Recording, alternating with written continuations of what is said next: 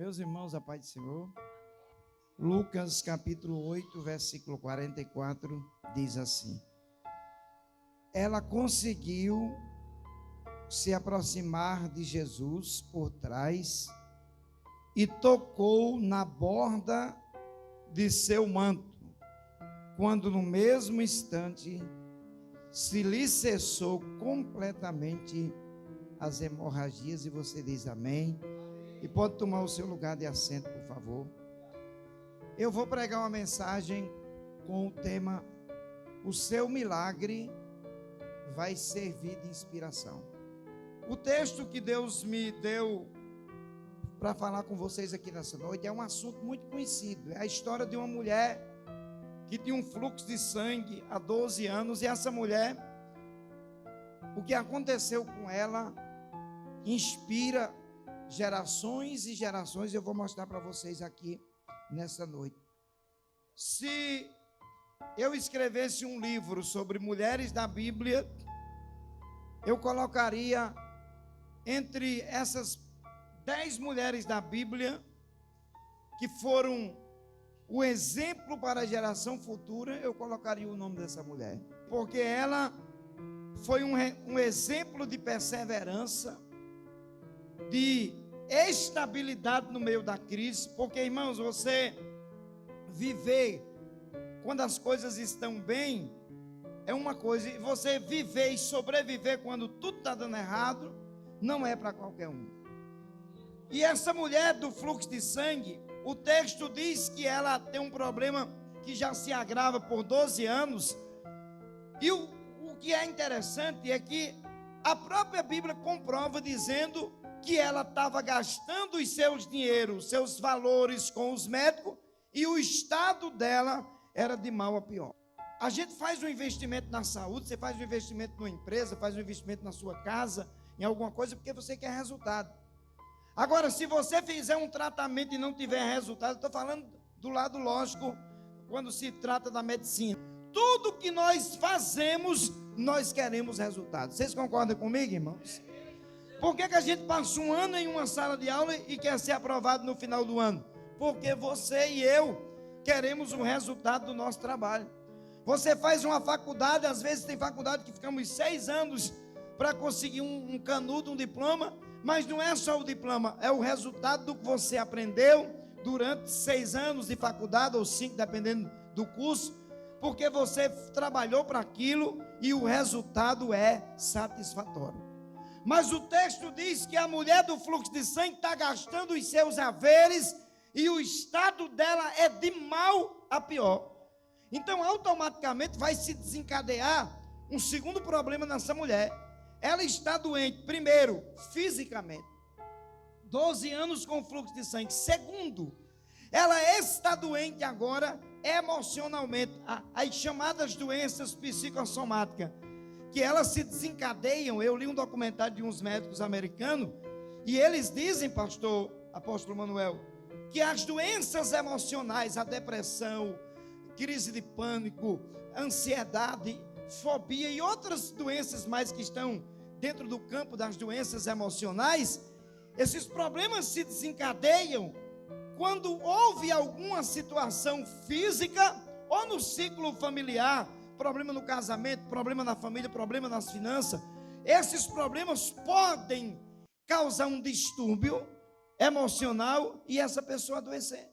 Ninguém vai dormir saudável e acorda com depressão. Ninguém vai dormir 100% saudável e acorda com uma crise de pânico. Mas a mulher do fluxo de sangue, pense aqui comigo, o texto está dizendo assim, que ela está gastando os seus recursos. Irmãos, imagine comigo o seguinte: você tem um dinheiro na conta, uma reserva. De repente alguém na sua casa adoeceu. Digamos que o seu esposo adoeceu, o seu filho, você começou a fazer um tratamento com aquele dinheiro que você tinha para uma reserva, talvez para comprar uma casa nova, trocar, fazer alguma coisa. Agora você gastou aquele dinheiro com o tratamento e aquela pessoa morreu. Você vai ficar frustrado por muito tempo porque você não viu o resultado do seu investimento. Era o que estava acontecendo com a mulher do fluxo de sangue. Está gastando, o dinheiro está se acabando e ela não via nenhuma melhora.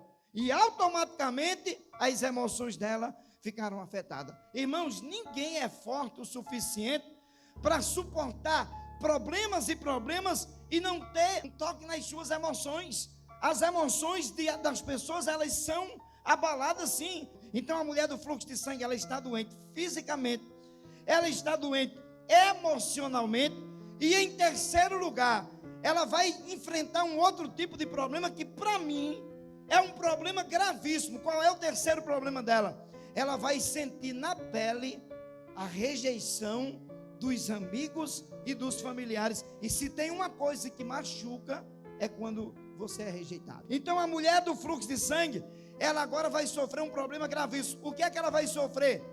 Ela está, segundo a lei de Deus, imunda. A Bíblia diz aqui em Levíticos, capítulo 15, versículo 19, que toda mulher que tivesse um fluxo de sangue no corpo, segundo a lei de Deus, ela era imunda.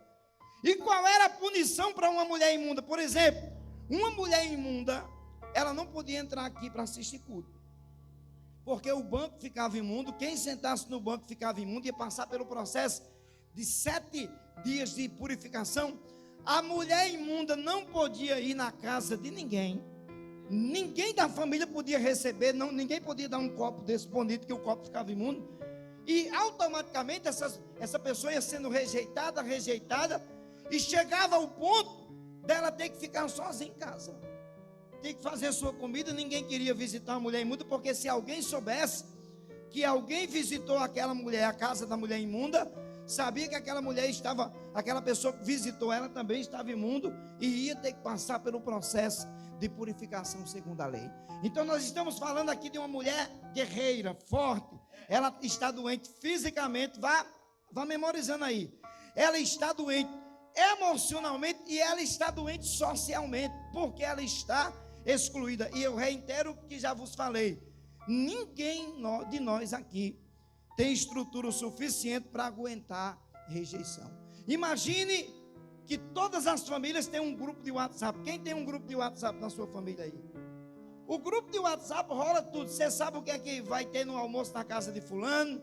Isso é normal na família. Agora, imagine alguém da família lá do grupo de WhatsApp colocar um anúncio que vai ter um almoço na casa dessa pessoa. Como é o nome da irmã aqui, da esposa do pastor?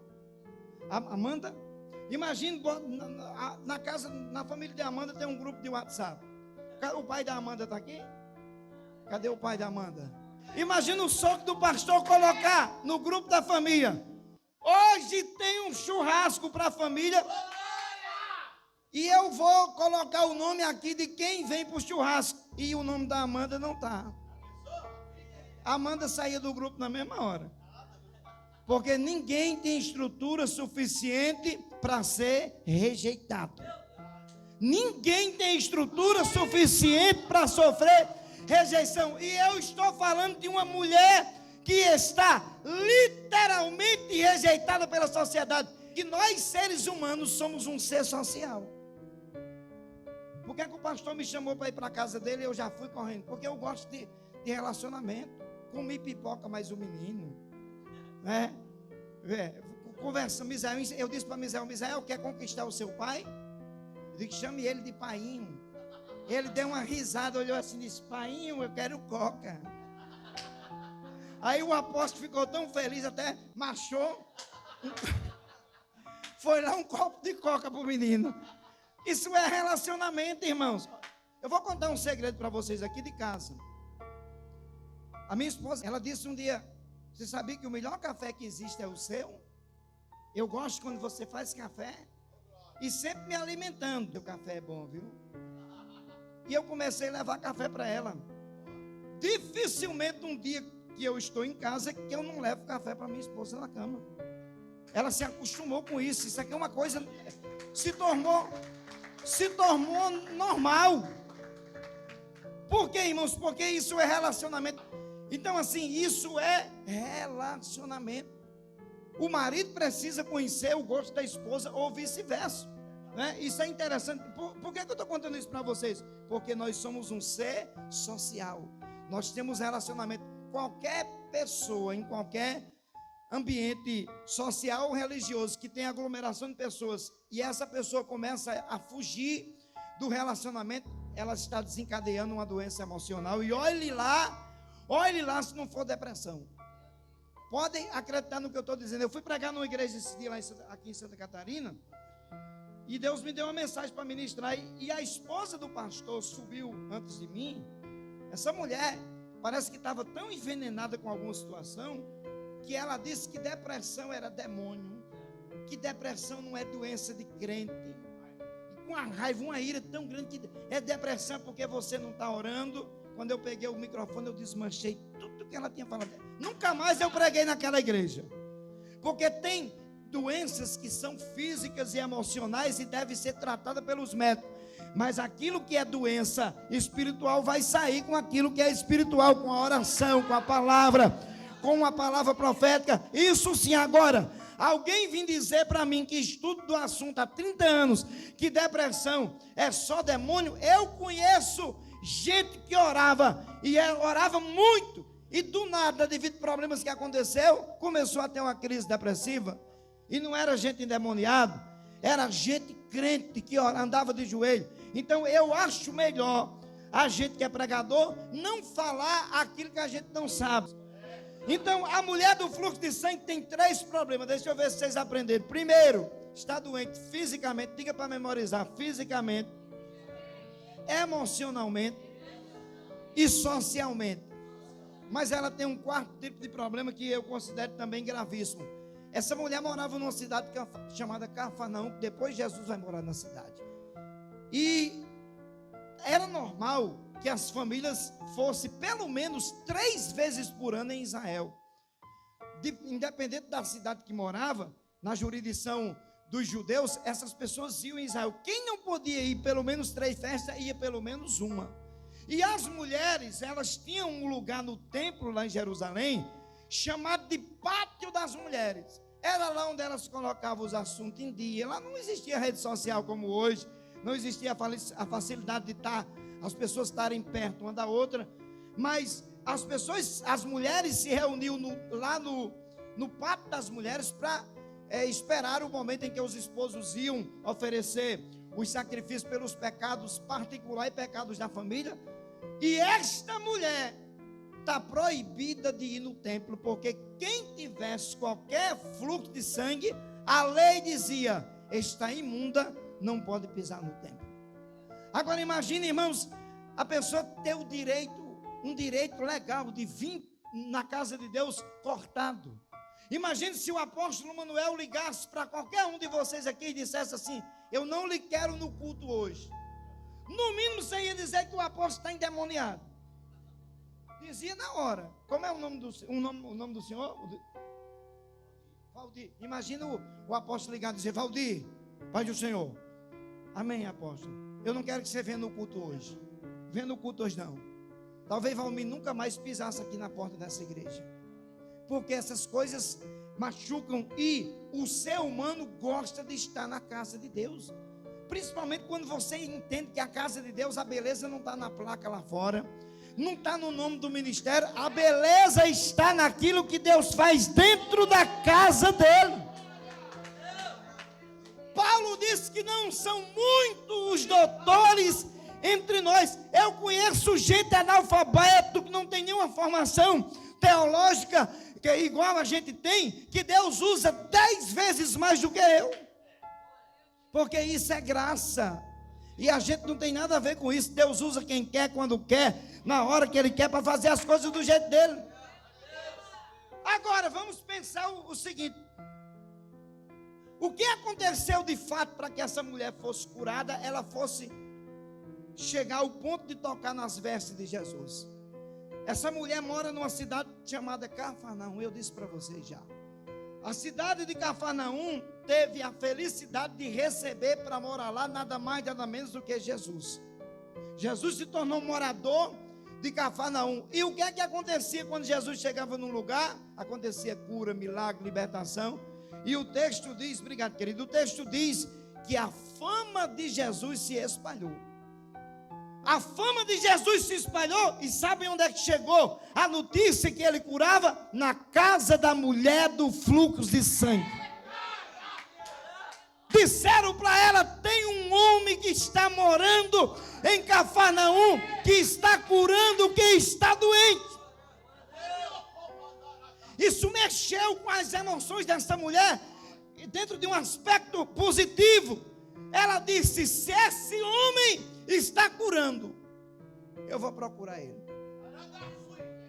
Eu vou dizer uma coisa para você que está aqui, para quem está nos assistindo. Você tentou uma vez, não deu certo, tente outra. A vitória é de quem persiste, de quem persevera. Há 30 e poucos anos atrás, quando eu me converti, eu passei em frente a um cinema. Naquela época que os cinemas ainda escrevia os nomes dos filmes com giz. Tinha um quadro, uma louça, daqueles quadros que o professor usava. E estava escrito: hoje aqui nesse cinema, nunca me esqueci disso, com Jean-Claude Van Damme. O tema do filme era: retroceder nunca, render-se jamais. Eu disse: é a cara de crente. Não para vir para o filme, mas a frase em si: retroceder nunca, render-se jamais. Não se renda diante do problema, não retroceda, avance, porque você conhece o Deus que pode lhe ajudar. A mulher vai aonde Jesus estava. Eu fui fazer uma pesquisa, quantos moradores tinha em Cafarnaum? Tinha aproximadamente 1.500, fora os outros moradores das cidades vizinhas que vinham aonde Jesus estava. Imagina, a cidade inteira está onde Jesus está. E as cidades vizinhas também vinham para onde Jesus estava. Quando ela chega, ela está doente, ela tem um fluxo de sangue, ela está imunda segundo a lei, ela está com um monte de problema, porém, ela tem uma ideia, que se ela tão somente tocar na orla das vestes de Jesus, ela ficará curada. Essa foi a ideia dela. E ela vai. Agora o texto diz, é tão interessante que o texto diz assim, ó: e ela indo por trás de Jesus, tocou nas vestes dele. Olha para cá para vocês entenderem. E quando ela tocou nas vestes de Jesus, o texto diz que de forma instantânea ela ficou curada. Quando ela toca em Jesus, o culto mudou. Tem certeza, pregador absoluto? O texto diz que Jesus para de pregar, olha em volta de si e pergunta: quem foi que tocou nas minhas vestes? Primeiro eu quero explicar para você o que é um culto. O que é um culto? Um culto é uma celebração que se faz a uma divindade. E nós estamos fazendo um culto a Deus. Então a nossa adoração, o nosso glória, o nosso louvor, tudo é para Deus. Nós até recebemos homenagens, honra, isso é uma coisa normal na igreja. Porém, a glória e o louvor pertencem àquele que é o dono do culto. Quando Jesus pergunta: quem é que me tocou? A Bíblia diz que os apóstolos e Pedro tomam a palavra e dizem assim: mestre, a multidão te aperta e te oprime, e o Senhor está perguntando quem é que lhe tocou. Jesus olhou para Pedro e para os apóstolos e disse assim: alguém me tocou com fé, porque eu conheci que de mim saiu virtude. Vamos pensar numa coisa aqui nessa noite. Nós estamos aqui, todos nós que estamos aqui, viemos cultuar a Deus, viemos adorar. E ninguém vai ser hipócrita aqui o suficiente para dizer que não quer ser abençoado. Quando você entra na casa de Deus, você entra porque você quer bênção. E às vezes Deus está usando alguém para falar com alguém, e você está dizendo: Jesus, fala comigo também. Quantas vezes eu já fiz isso? Deus às vezes está usando alguém para uma profecia, e você está dizendo para você: Deus, fale comigo. Eu quero que o Senhor fale aquele meu problema. É mais ou menos assim. Por que a gente faz isso? Porque a gente está no culto e a gente tem uma esperança que uma hora ou outra o Espírito Santo manifeste sua palavra, sua glória, os dons do seu Espírito, e nós sejamos abençoados. É mais ou menos assim que acontece. A mulher do fluxo de sangue está ali já curada, porque o fluxo de sangue sumiu na mesma hora. Aí o texto diz que ela se apresenta. Tem uma coisa aqui que eu achei bem interessante. Ela se apresenta e diz: foi eu que lhe toquei. Tinha uma coisa que eu li nos documentários judaicos, que quando uma pessoa estava falando em Israel, as outras se calavam e ficavam ouvindo. Igual vocês estão fazendo aqui. Quando a mulher, Jesus pergunta: quem foi que me tocou? E ela levanta a mão. As pessoas vão olhar para quem agora? Para Jesus ou para ela? Vão olhar para ela. Está todo mundo olhando para ela. E o texto diz que ela contou como tocou em Jesus e como foram curadas. Pessoas da família dela ouviram ela dizer, porque eu estou falando de uma mulher que morava em Cafarnaum e foi na cidade dela que Jesus curou, e tinha parentes dela que nunca mais tinha visto ela devido ela estar imunda. Pessoas que talvez pensaram que ela já tinha morrido, agora estão ouvindo ela contar de forma pública aquilo que receberam de Jesus,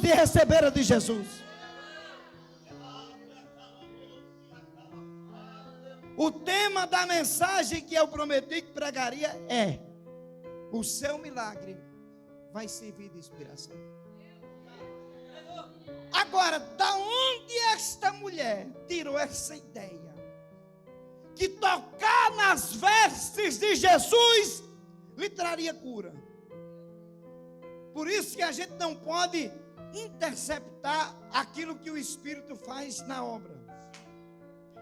Havia uma profecia, eu pedi para o pastor Manuel, para ele também ler Malaquias capítulo 4. Abra sua Bíblia aí, Malaquias 4:2.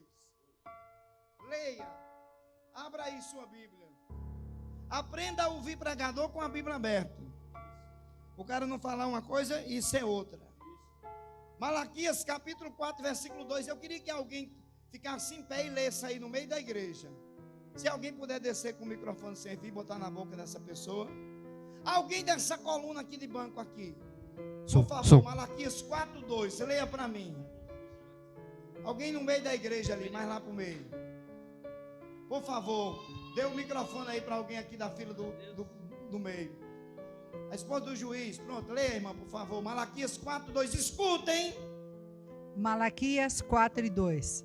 Mas para vocês que temem o meu nome, o sol da justiça se levantará, trazendo cura nas suas asas, e vocês sairão e saltarão como bezerros bem alimentados. Muito obrigado, doutora. Pode sentar. Escuta isso aqui é interessante. Eu estou caminhando para o final, eu preciso mostrar 3 coisas para você. Havia uma profecia que nas vestes dele, nas asas, a Bíblia quando fala de asa, a palavra asa, escuta, eu não estou dando uma aula de hebraico não, mas sou obrigado a lhe falar isso. A palavra asa, ela é uma palavra hebraica chamada canap, e canap significa orla, borda ou ponta do manto. Jesus usava uma túnica, e a túnica de Jesus tinha 10 cordões, e os 10 cordões representavam os 10 mandamentos. E havia esta profecia que na orla, lá embaixo, na ponta da barra do manto de Jesus haveria cura. Esta mulher toca no manto de Jesus e ela é curada, porque tinha uma profecia. Talvez ela não sabia desta profecia, mas quando tem algo profético para acontecer, Deus faz na vida até de quem não conhece. Agora, quem nunca mais chamou a mulher para ir em casa, está vendo ela curada e está dizendo assim: mulher, quando é que você vai lá em casa? Deus muda o tempo de sequidão para tempo de chuva. Deus muda o tempo de vergonha para tempo de honra. Deus muda o tempo de tristeza para tempo de alegria. Eu vim profetizar que vai ter mudança extraordinária. Se você acredita, jogue a mão para cima e dá um glória para aquele que muda o cenário. Se fosse hoje, O celular dessa mulher estava assim de mensagem. Mulher, como é que você descobriu que tocando na hora do manto dele ficava curada? A mídia social faz pessoas anônimas se tornar famosas, conhecidas e ricas assim, ó. Lembra do vídeo da mulher do avião? Porque as pessoas só nos procuram quando nós temos algo para oferecer. Aí você olha para mim e diz: pastor, e o que é que eu tenho para oferecer? Você ainda me pergunta. Abra sua Bíblia aí em João capítulo 14, versículo 23. Abra. João 14, 23. Eu vou mostrar o que é que você tem para oferecer para as pessoas. Eu já estou caminhando para o final, mas eu tenho 3 coisas ainda para mostrar a vocês. João 14, 23 está escrito assim: aquele que me ama guardará os meus mandamentos, será amado pelo meu Pai, e eu e o Pai viremos e faremos nele morada. Como é o nome do sogro? Irmão José Martins, com mais de 40 anos de fé, 84 anos de idade. Eu olho para esse homem e vejo essa palavra de João 14, 23 se cumprindo. Jesus disse: eu e o Pai viremos e faremos nele morada. Você ainda me pergunta o que é que você tem para oferecer? Você tem a mensagem do Evangelho, você tem a palavra da graça, você tem Jesus em você. Você tem a mensagem que fecha a porta do inferno e abre a porta do céu. Você tem uma mensagem que pode mudar uma família, que pode mudar uma cidade, que pode mudar uma pessoa. Você tem essa mensagem de Deus em você. Agora, todas as pessoas querem conversar com a mulher do fluxo de sangue. Chegou o tempo da honra. Agora, eu preciso que você abra a sua Bíblia em Mateus, capítulo 14, versículo 36. Eu vou pedir para o pastor ler. Pega o microfone. Mateus 14, 36. O tema da mensagem é: o seu milagre vai servir de inspiração. Vai. Esse irmão, fique de pé aqui. Você que está com a Bíblia aí, fique de pé você. Como é teu nome? Não, o de trás, o outro, por favor. Isso, você. Gabriel, nome do anjo, Gabriel. Eu quero que essa igreja seja testemunha do que eu vou te falar aqui. O Senhor vai te levantar de uma forma tão extraordinária que você vai ser semelhante a uma árvore frondosa e frutífera no meio dos teus. Será semelhante a uma árvore que a sombra abriga pessoas necessitadas, te diz o Senhor aqui nessa noite. Leia aí para mim. Suplicavam-lhe. Escuta, Mateus quanto? 14:36. Peraí, os irmãos já acharam? Leia. Suplicavam-lhe que apenas pudessem tocar na borda do seu manto, e todos os que nele tocaram foram curados. Pode sentar, muito obrigado. Sim, senhor. Pastor, o que é que tem de interessante? Eu estou falando aqui como leitor da Bíblia. Eu não vou falar nem como pastor nem pregador. Eu vou falar agora como leitor da Bíblia. Lendo a Bíblia, apóstolo, talvez o senhor não ouviu isso que eu vou falar. Lendo a Bíblia, eu descobri que antes da mulher do fluxo de sangue tocar nas vestes de Jesus, ninguém nunca tinha tocado. Por isso que eu disse que o milagre dela serviria de inspiração. Quando a mulher do fluxo de sangue tocou nas vestes, foi curada e a história se espalhou. O texto diz na leitura que o pastor leu, que onde Jesus passava, as pessoas se sentavam nas praças, no caminho, e suplicavam que tocasse, que ele deixasse tocar nas vestes, e todos que tocavam eram curados. Eu vou repetir o tema da mensagem para você jogar as mãos lá em cima e dar um glória. O seu milagre vai servir de inspiração. O seu milagre vai servir de inspiração. E para encerrar a minha pregação em Marcos, capítulo 6, versículo 56, abra para nós encerrar. Pastor, e o senhor prega assim lendo prego? É assim que eu prego, lendo a Bíblia.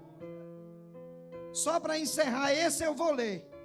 E você acompanha comigo. Marcos capítulo quanto? 6, versículo 56. Olha o que é que diz. Escute. E onde quer que ele fosse ministrar, onde quer que Jesus ia pregar, nos povoados, nas cidades ou nos campos, a população trazia os doentes para as praças e imploravam-lhe que pudesse ao menos tocar na borda do seu manto, e todos os que nele tocavam ficavam curados.